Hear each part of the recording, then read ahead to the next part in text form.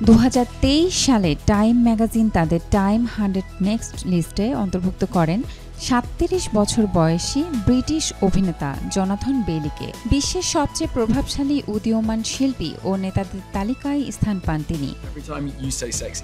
এখানে জোনাথন বেইলির সাফল্যের খাতায় যুক্ত হল নতুন অধ্যায়। জনপ্রিয় সাময়িক পিপল 1985 সাল থেকে প্রতি বছর বিশ্বের সবচেয়ে আবেদনময় পুরুষ সেক্সিস্ট ম্যান অ্যালাইভ হিসেবে ঘোষণা করে আসছে। এবার 40তম বর্ষে সেই মর্যাদাপূর্ণ খেতাব পেলেন ব্রিজারটন খ্যাত এই সাহসী অভিনেতা। Talk show the tonight show starring Jimmy Fallon এ ঘোষণা দেওয়া হয়। জোনাথন বেইলি তখন কাজ করছিলেন শেক্সপিয়ারের রিচার্ড দ্য সেকেন্ড নাটকে।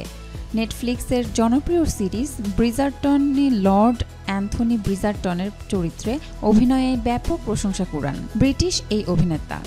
এই তারকার উইকেন্ডে প্রিন্স ফিরোয়ে এবং Jurassic world rebirth a doctor Henry Lummis চরিত্রে অভিনয় সমালোচকদের প্রশংসা কুড়িয়েছে।